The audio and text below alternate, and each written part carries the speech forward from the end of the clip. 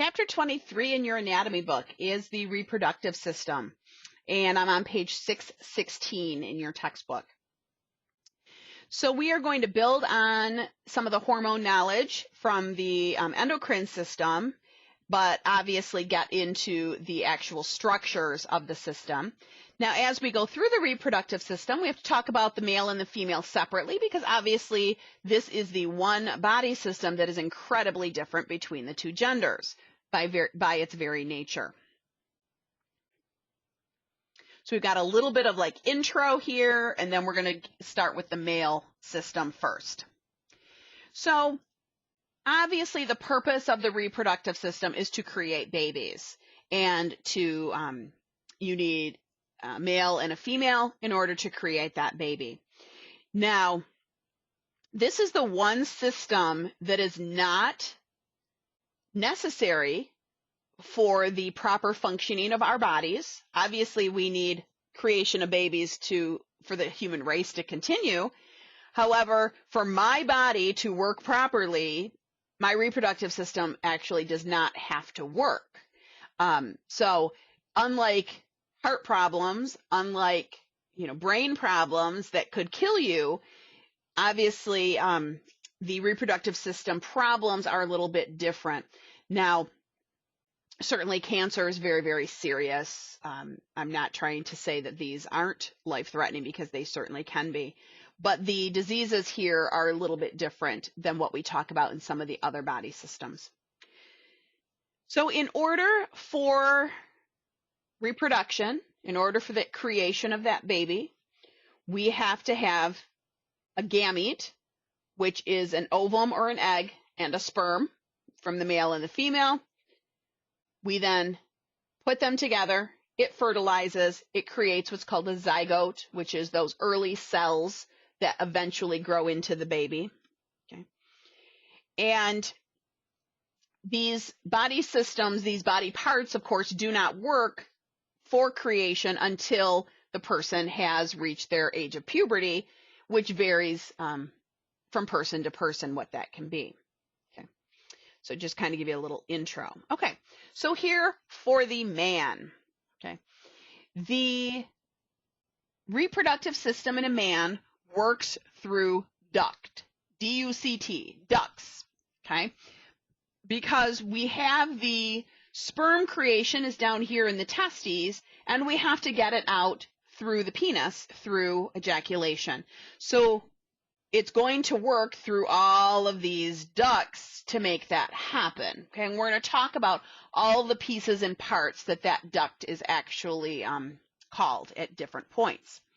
So the essential organs in both a man and a woman, the main organ is called the gonads. And in a man, that's the testicles. But most students are a little surprised to find that the female has gonads as well, and that would be the ovary. So I always think of the testes and the ovaries as being equivalent body parts between the man and the woman. Okay. And then the accessory organs, or the helper organs, are all of the ducts that I just showed you, and all of the other parts that make up the other helper structures. Okay. So here's your table. Your essential organ, of course, is the testicles. The accessory organs are the epididymis, the vas deferens, the ejaculatory duct, the urethra, the seminal vesicles, the Cowper glands, also known as bulbourethral, and the prostate, the scrotum, and the penis. All of those are all the body parts that we're going to talk about here in the male anatomy system.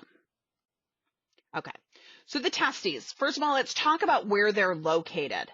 The testes are inside the scrotum, so the scrotum is really just a skin covering. Okay, the testes is inside of there, and it is outside of the body. It's suspended outside the body slightly.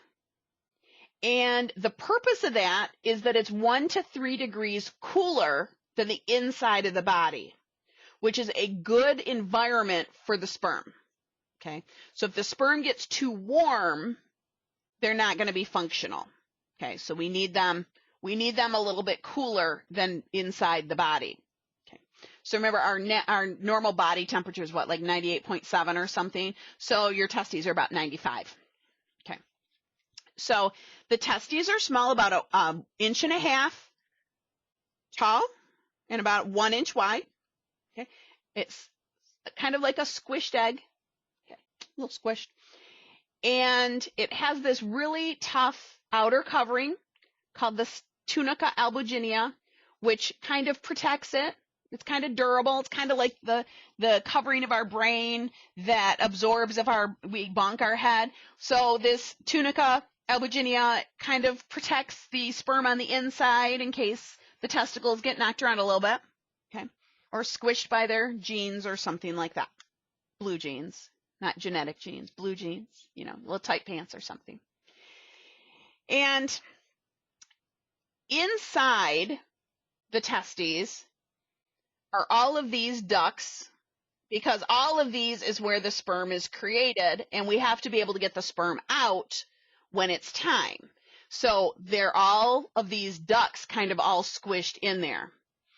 Everyone laughs when I say this, but I look at this and I see a big old pile of ramen noodles. It's what it looks like to me.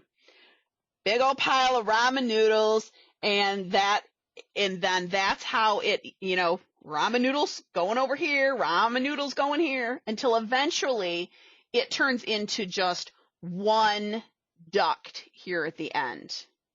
Okay. That one duct is the vas deferens. Okay. This top piece here is called the epididymis. Okay. I'm going to scroll back and see. Yep. Okay. So you've got your testes here.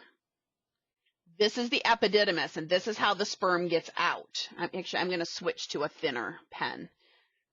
We got this. Ooh, I don't like that color at all.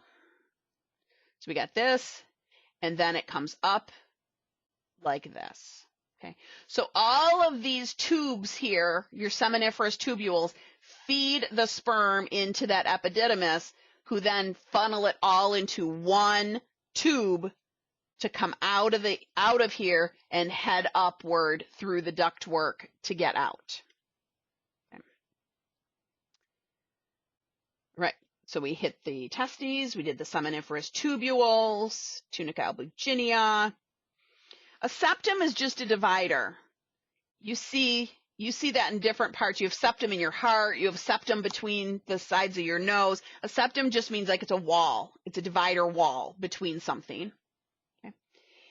The lobule is just one of those between the septums kind of thing. Okay, we hit all those. And here's just some microscopic pictures of the same things. Spermatogenesis. Genesis means creation or origin. It does have a biblical definition too, if you are familiar with that. Genesis was the origin. It's the beginning, the creation of the world. God made the earth in 7 days, kind of thing, or made the universe in 7 days. So Genesis means origin or creation of what? The sperm, spermatogenesis. And sperm is reproduced every day. So it's produced and absorbed. If it's not used, produced and absorbed. And it does go down as you get older. However, men do create enough sperm all the way through the day that they die. So that's when you'll hear some of these older men still fathering babies. Yes, you have functioning sperm late in life. It doesn't go away. And, okay, so back to our hormones. The hypothalamus, of course, was in the brain. We already talked about this. And it puts out the releasing hormones. The follicle stimulating and the luteinizing hormones are the ones that trigger to the testicle to do its thing, okay? Because both of those, in a female, it hits the ovaries, and a man, it hits the testicles, okay? And these ones are, when a boy enters puberty, we're going to kickstart this whole process. And then, of course, we have the constant upkeep to keep the testosterone going throughout life. the actual sperm itself. We talk about them being swimmers, and that's kind of what they are here. Okay, so we have several different parts of the sperm. Okay, the biggest part, of course, being this tail, which is going to swish around, which actually makes it swim. As it swishes, it moves forward. Okay, so it really does swim. Okay, so we have, okay, so the sperm itself contains all the genetic information that it needs to create the baby. So every piece of genetic material that this man is going to give to its child is contained in that sperm. Okay, so the head of the sperm carries the genetics. Okay, the head of the sperm has this acrosome, which is kind of like an armor or a tip of a spear. Think of that. And that acrosome, its job is to break down the covering of the egg. So when this sperm reaches an egg and wants to create a baby with it, it has to burrow in. And that's what the acrosome does, is it gives it the tool to burrow into the egg and fertilize it and create a baby. The mid piece, and we have the word mitochondria here. The mid piece has the energy. The mitochondria has the ATP, which we talked about back when we did the muscular system. ATP is the energy your muscle uses to exercise. And so the ATP in the mitochondria has the energy to propel the sperm to be able to swim to find the egg. And then the tail I just talked about. The tail whips around and creates the swimming effect to push it forward. Because obviously this sperm has to leave the tip of the penis and make it all the way into the woman where the egg is at in order to create a baby. It's a pretty long trip to get there. Okay, these sperms are like microscopic, tiny. It's a long trip for this little guy. And so we'll talk when we do the female as to where exactly is the egg when this happens, and you'll see just how long of a trip that is. And so that is your actual component, your actual makeup of the actual sperm. Okay.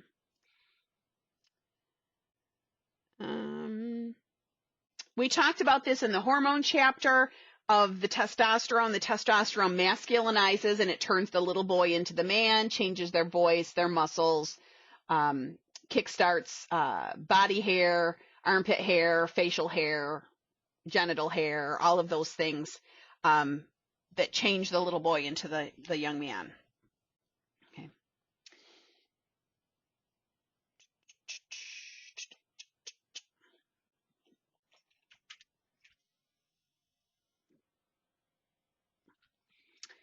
I have a door right next to me here, and the cat's scratching to get in and out, and now he's just sitting there staring at me. Now that I have the door open for him, he does not really want to come out. Oh, he's halfway out. Let's shut the door on his tail, and I guess he'll come out all the way. Sorry about that. Okay. So now we know what the sperm makeup is. Whoops. Did not mean to click on that.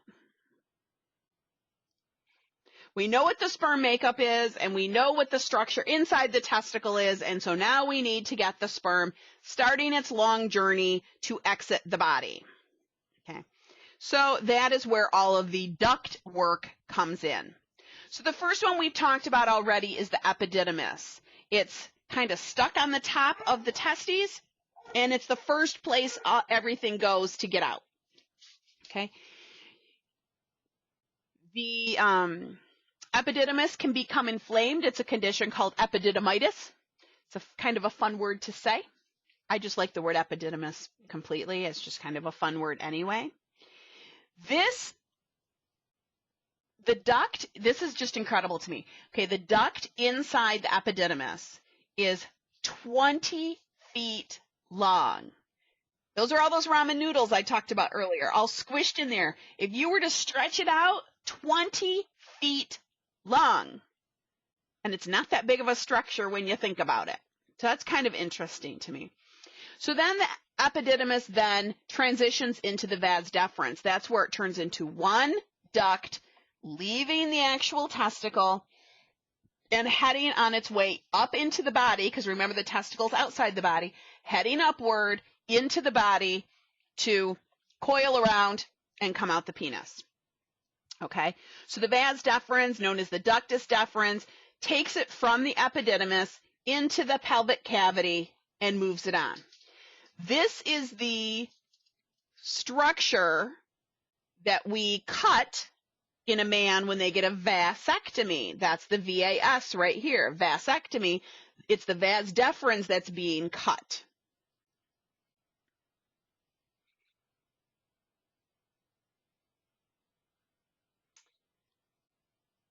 Okay, I'm going to scroll back up to this full picture for a second. Okay, so now the sperm has left and it's come up here into the vas deferens.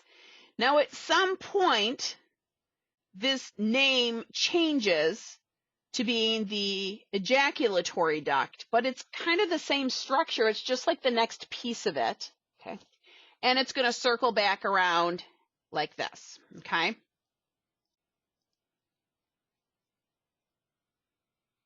As it is making its journey, more fluid is added to the sperm.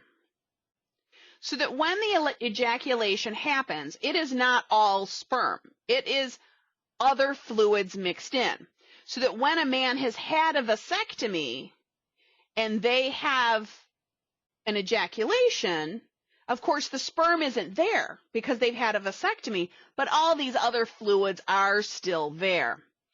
For a man who has had a vasectomy, they do not even notice that it is a smaller quantity of fluid after the vasectomy. Like, you won't even notice they're not there, okay? So it's not like a significant decrease in amount. All right. So a man ejaculates about a teaspoon each time. And there's usually 20 to 100 million sperm. That's a lot of little swimmers in there. Okay. It is a little alkaline, and the female is a little acidic. And so we have to protect that sperm from entering that more acidic environment, and it's not damaged or killed. Otherwise, we'd never make babies. So clearly the system works.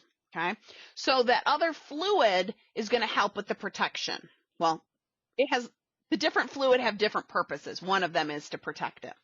So the first one, the seminal vesicles put 60% of the ejaculatory fluid is from this fluid. This fluid has sugar in it, which is energy. Okay, so it contributes energy to the system. The ejaculatory duct comes through the prostate. The prostate is round, and the ejaculatory duct comes in here, but so does the urethra from the bladder. And they join together because obviously in a man, the penis is for ejaculation, but it's also for urination. And so at that point inside the prostate, they come together. Okay. And the prostate also contributes some fluid. About 30% of the fluid comes from the prostate. This one activates the sperm and gives them some motion. Okay. Helps them go. Okay, so it's more energy. The next structure is called the bulbourethral glands, also called the Cowper glands. They're right near the prostate. The fluid they are contributing takes about 5% of the fluid, and the point of this fluid is the protection. Remember I mentioned the acidic female?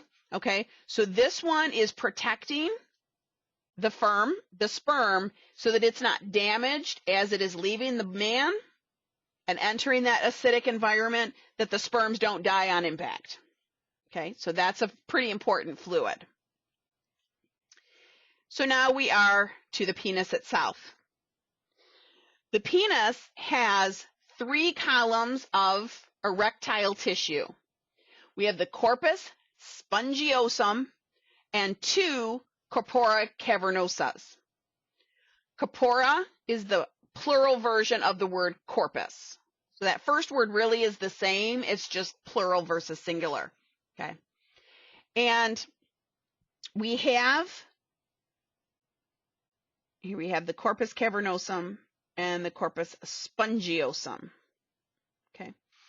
And this is your erectile tissue. This is what's going to change it from a non-erect penis to a fully erect penis. It's these structures that make that happen.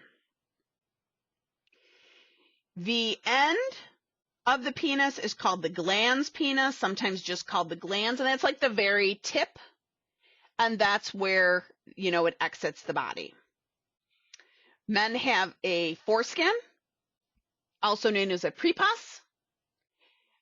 Certainly in many men, that is removed through the process of a circumcision. Some do, some don't. Obviously it was a parental decision back when they were babies on whether or not this was a procedure they wanted their little boy to undergo, or certainly decisions could be made later in life. Okay. And that is the structure and how the sperm gets from point A to the exit. Okay. I'm going to stop the video here, and I'll do the next video on the disorders of the male reproductive system. Well, where can this go wrong? Because obviously reproductive problems exist. So that's going to be the next video.